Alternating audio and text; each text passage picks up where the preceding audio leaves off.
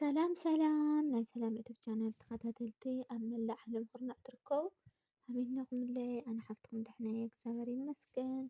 ኣምዛነ ሰላም ድናኹም ድማ ሰላም እግዚአብሔር ኣምላክ ምስ ኩልኩም ቤተሰበይ ተኸታተልተይ ይኹነለይ።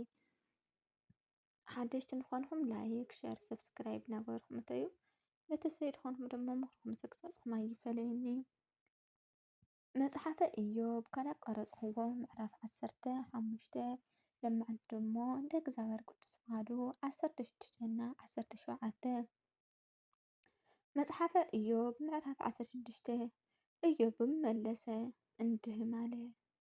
እንደዚህ ያለ አይነት ነገር እጅግ ሰማሁ። እናንተ ሁላችሁ የምታደክሙ አጽናኖች ናችሁ። በእዋኑ ኮንተ ቃል ይፈጸማልን? ወይስ ትመለስ ዘንድ ያነሳሳ ምድር ነው? እኔ ደግሞ እንዳናንተ እናገር ዘንድ ይቻለኝ ነበር። ነፍሳችሁ በነፍሴ ፋንታ ቢሆን ኖሮ እኔ በእናንተ ላይ ቃል ማሳካት ራሴንም በእናንተ ላይ መነቅነቅ በተቻለኝ ነበር። በአፌም ነገር በበረታችሁ ነበር። የከንፈሬን መጽናናት ባልከልከልሁም ነበር። እኔ ብናገር ሕማሜ አይቀንስም፣ ዝም ብል ከኔ አይወገድም። አሁን ግን አደክሞኛል፣ ወገኔንም ሁሉ አፍርሰሃል። መጨመተሪያ ይመሰክርብኛል፣ ካሰቴም ተነስቶብኛል፣ በፊቴም ይመሰክርብኛል። በቁጣው ቀደደኝ፣ እርሶም ጣለኝ፣ ጥርሶቹንም አፈጨብኝ። ጠላቴ ዓይኑን አፈጠጠብኝ፣ እነርሱም አፋቸው ከፈቱብኝ። እያላገጡ ጉንጬን ጠፉብኝ፣ በአንድነትም ተሰበሰቡኝ። እግዚአብሔር ለጠማማ ሰው አሳልፎ ሰጠኝ፣ በክፉዎችም እጅ ጣለኝ። ተዘልዬ ተቀምጬ ነበር፣ እርሱም ሰበረኝ። አንገቴን ይዞ ቀጠቀጠኝ፣ እንደ ዕላማ አድርጎ አቆመኝ። ቀስተኞችም ከበቡኝ፣ ኩላሊቴንም ቆራረጠ። እርሱም አራራም፣ ሐሜትን በምድር ላይ አፈሰሰ። በቁስል ላይ ቁስል ጨመረብኝ፣ እንደ ኃያል እየሰገገ ይሮጥብኛል። በቁርበቴ ላይ ማቅ ሰፋሁ፣ ቀንድኔም በመሬት ላይ አኖርሁ። ፊቴ ከልቅሶ የተነሳ ቀላ፣ የሞት ጥላ በዓይኖቼ ቆብ ላይ አለ። ነገር ግን በእጄ አመፅ የለም፣ ጸሎቴም ንጹሕ ነው። ምድር ሆይ ደሜን አትክደኝ፣ ለጩኸቴም ማረፊያ አይሁን። አሁንም እነሆ ምስክሬ በሰማይ አለ፣ የሚመሰክርልኝም በአርያም ነው። ጸሎቴ ወደ እግዚአብሔር ይድረስ፣ ዓይኔም በፊቱ እንባ ታፍስ። የሰው ልጅ ከባልንጀራው ጋር እንደማማገት ሰው በእግዚአብሔር ፊት ለማማገት ምነው በቻለ። ጥቂቶች ዓመታት ካለፈ በኋላ እኔ ወደማልመለስበት መንገድ እሄዳለሁ። አሜን። ስለ ቅዱስ ቃል የቃል ባለቤት ለእግዚአብሔር የተመሰገነ የተከበረ ይሁን። አሜን።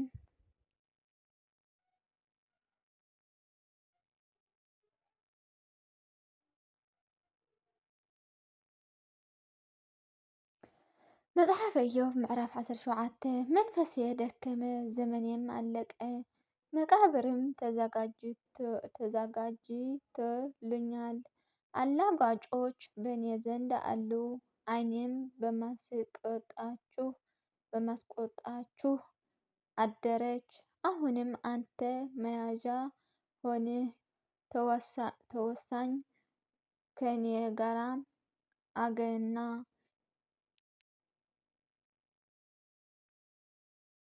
የሚመታ ማን ነው? ልባቸውም እንዳያስተውል ከልክለኸዋል። ስለዚህ ከፍ አታድርጋቸውም። ልብዝብዛ ባልንጀራዎቹን አሳልፎ የሚሰጥ ሰው የልጆቹ ዓይን ይጨልማል። ለሕዝብም ምሳሌ አደረገኝ።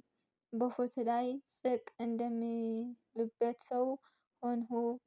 ዓይኔ ከሐዘን የተነሳ ፈዘዘች፣ ብልቶቼም ሁሉ እንደ ጥላ ሆኑ። ቅኖች ሰዎች በዚህ ነገር ይደነቃሉ፣ ንጹሐን በዝንጉው ላይ ይበሳጫል። ጻድቅ ግን መንገዱን ያጠንክራል፣ እጁም ንጹሕ የሆነ ሰው ኃይልን እየጨመረ ይሄዳል።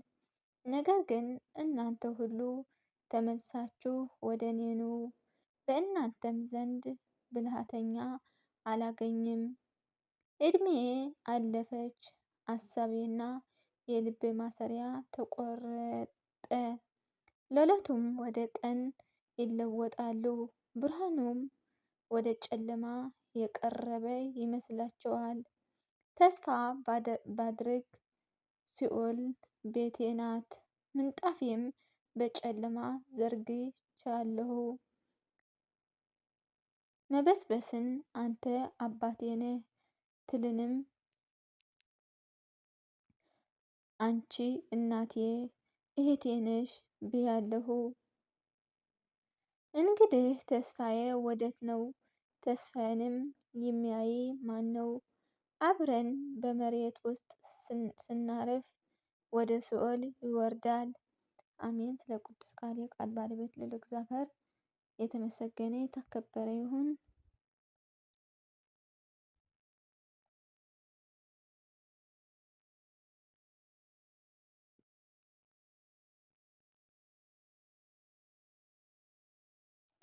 አሜን። መጽሐፈ ኢዮብ ምዕራፍ 18 ምዕራፍ 18 ሸህዋውም በልዳዶስ መለሰ እንዲህም አለ፣ እስከ መቼ ቃሌን ታጠምዳለህ? አስተውል፣ ከዚያም በኋላ እንናገራለን። ስለምንስ እንደ እንስሳዎች ተቆጥረን? ስለምንስ በዓይን ፊት ረከስን? ቁጣ ወርሶሃል፣ አንተስ የሞትህ እንደሆነ ምድር ስላንተ ባድማ ትሆናለችን? ወይስ አለት ከስፍራዋ ይነቅላልን? የኃጢአተኛ መብራት ይጠፋል፣ የእሳቱም ነበልባል ብልጭ አይልም። ብርሃን በድንኳኑ ውስጥ ይጨልማል፣ መብራቱም በላዩ ይጠፋል። የኃይሉም እርምጃ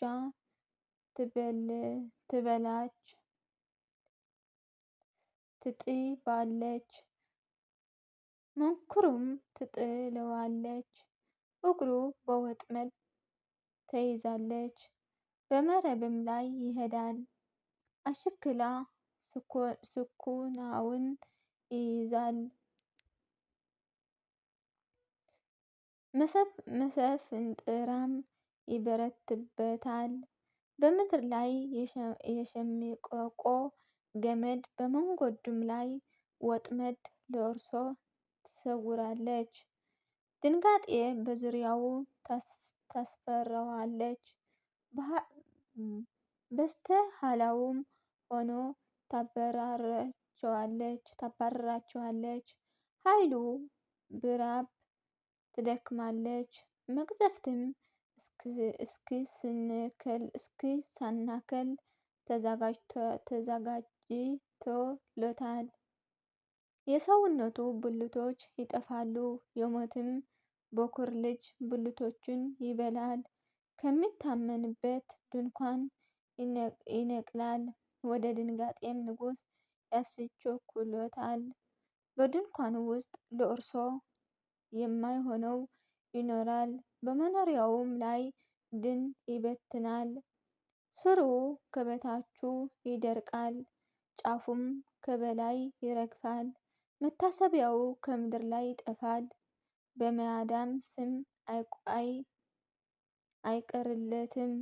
ከብርሃን ወደ ጨለማ ያፍልሱታል፣ ከዓለምም ያሰዱታል። ዘርም ትውልዱም በሕዝቡ መካከል አይሆንለትም። በመኖሪያውም ውስጥ የሚቀመጥ ሰው አይቀርለትም። የፊተኛዎቹ ሰዎች እንደደነገጡ